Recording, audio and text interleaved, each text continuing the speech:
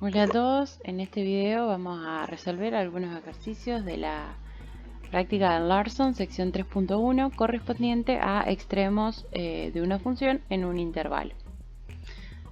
Bueno, comenzamos con el ejercicio 16. En este ejercicio nos pide encontrar los números críticos de la función dada.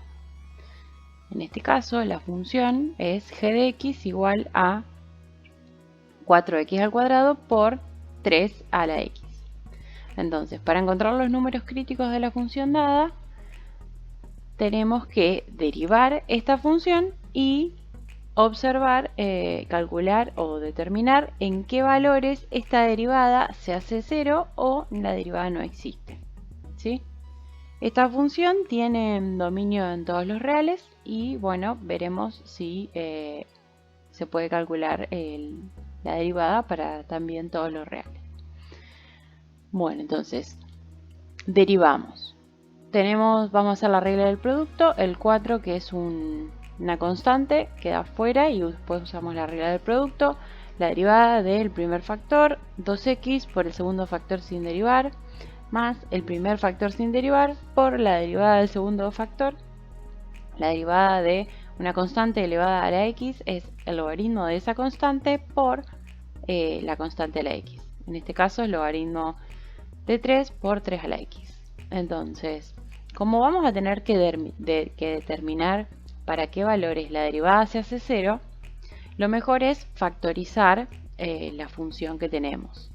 En este caso, lo que podemos sacar factor común es el 4 ya está fuera y tenemos una x, tenemos x acá, x al cuadrado, podemos sacar una x y podemos sacar también el 3 a la x. Entonces nos quedaría 4x por 3 a la x. En este término me quedaría solo el 2 y de este término me quedaría una x y logaritmo de 3. Entonces, g' va a ser igual a 0 si y solo si, por un lado, tenemos un producto de varios factores. Esto puede ser igual a 0 si cada uno de esos factores es 0.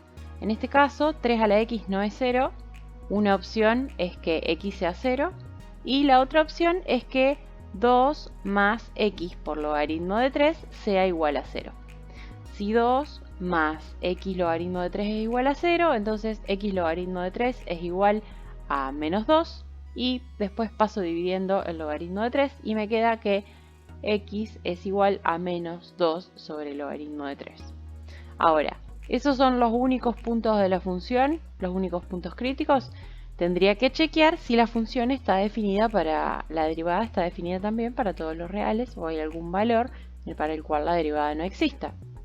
En este caso, nuevamente la derivada existe para todos los reales, por lo tanto, los únicos puntos críticos son estos dos valores que hacen que la derivada se anule.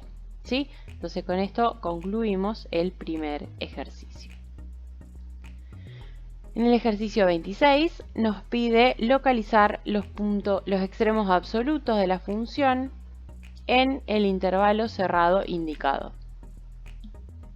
Entonces tenemos una función x logaritmo de x más 3 y estamos tratando de encontrar los extremos en el intervalo cerrado 0, 3. Bueno, recordemos, ¿qué era lo que teníamos que hacer? ¿Cuáles son los pasos a seguir para hacer este tipo de actividades? Encontrar los extremos en un intervalo cerrado. Entonces, lo primero que tenemos que hacer es encontrar los números críticos en el abierto, ¿sí? En el 0, 3. Tenemos que chequear si hay algún número crítico o punto crítico en el intervalo abierto 0, 3.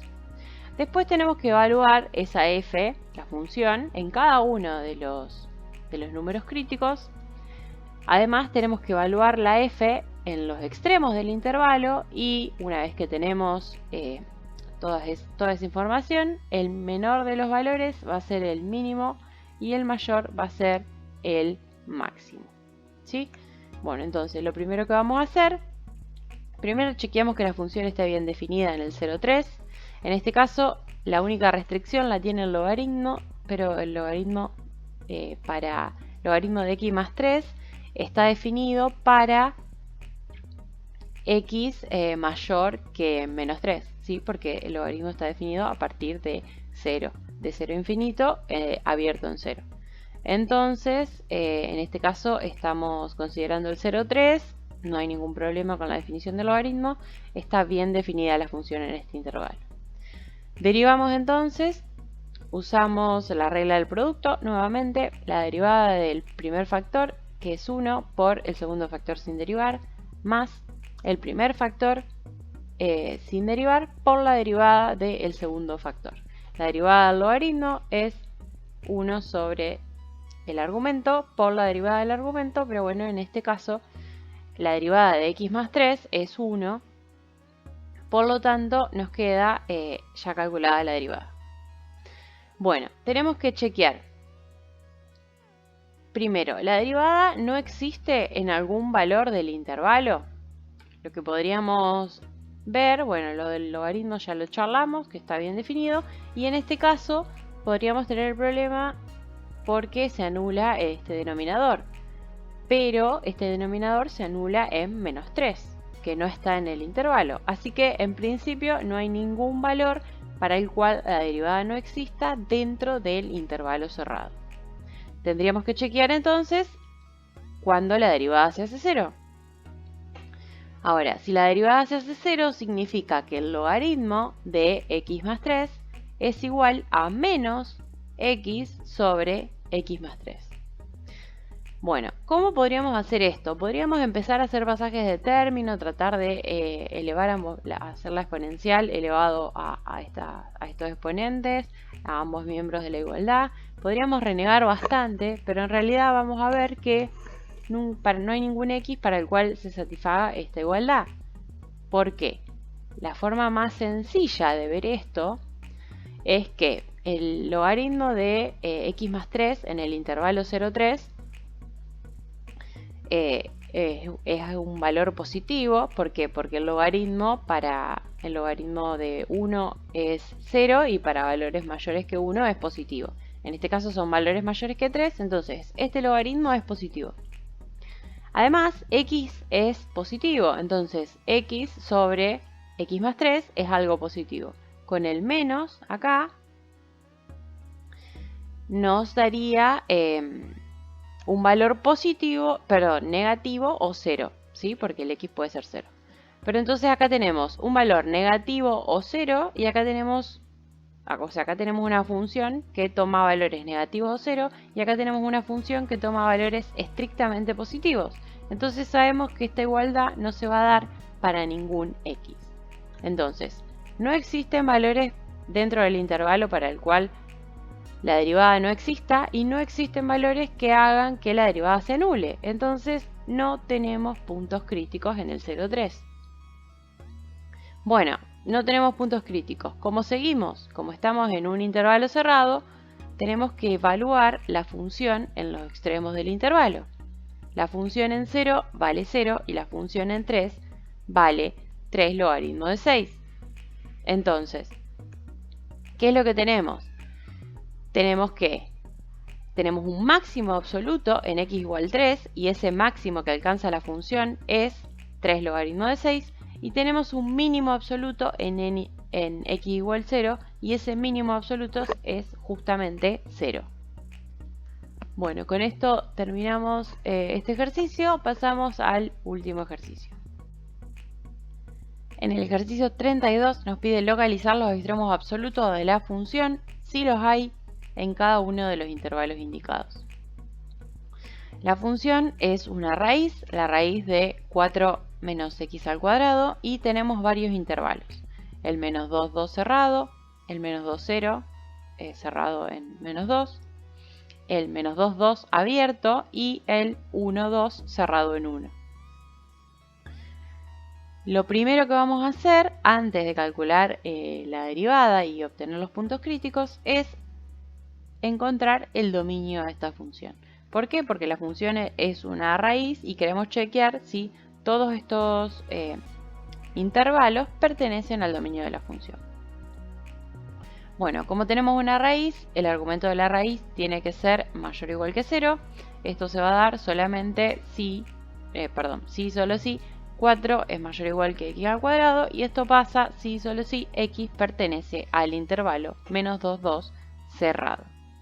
De esta forma podemos ver que el dominio de la función es el mayor de los intervalos que estamos considerando. Los otros intervalos están contenidos en ese, entonces no vamos a tener problema de una mala definición de la función.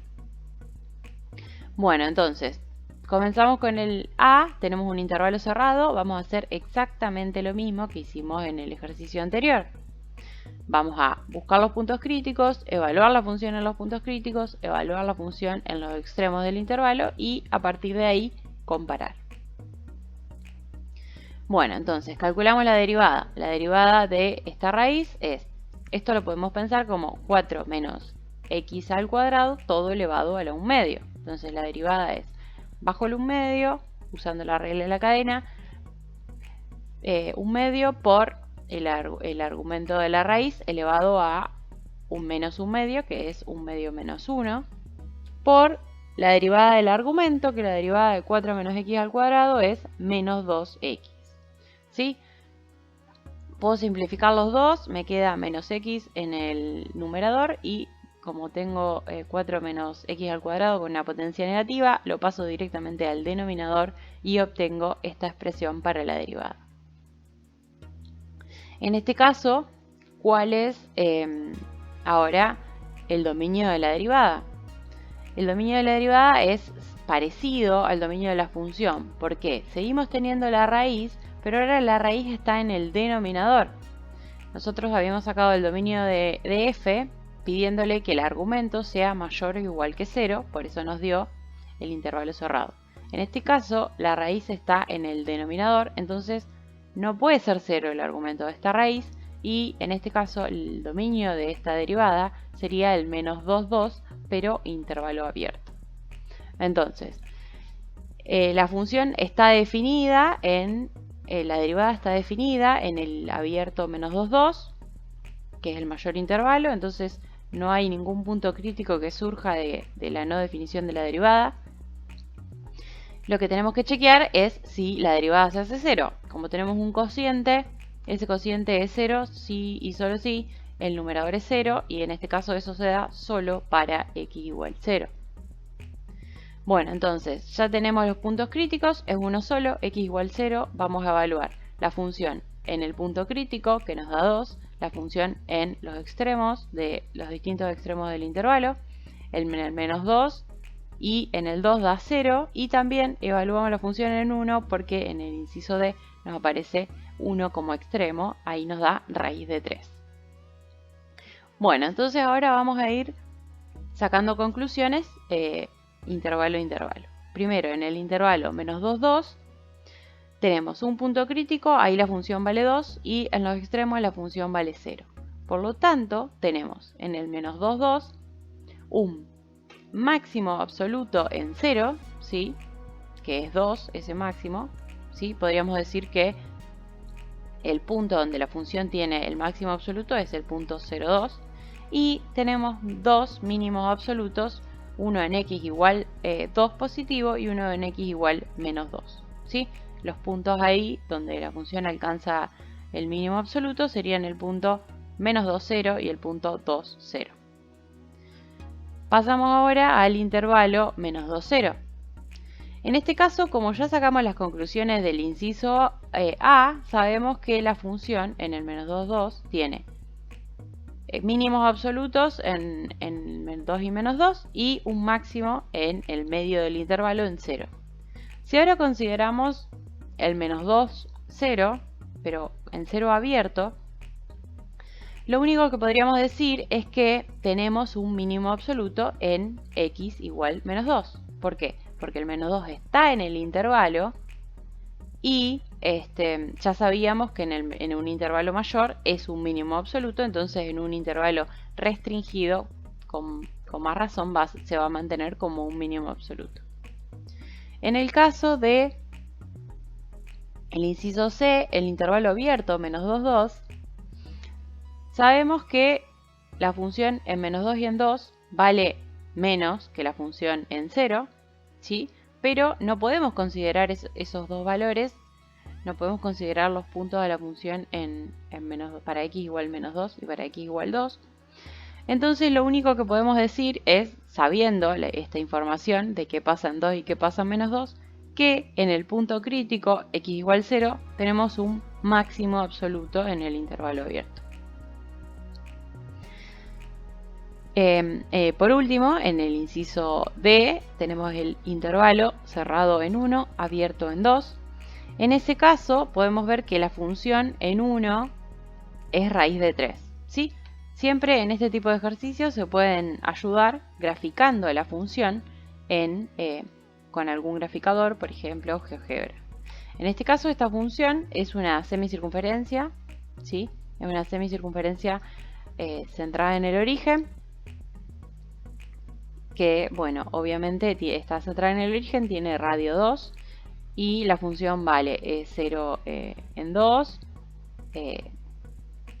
en 0 vale 2 y en menos 2 vuelve a valer 0, entonces sí es una semicircunferencia.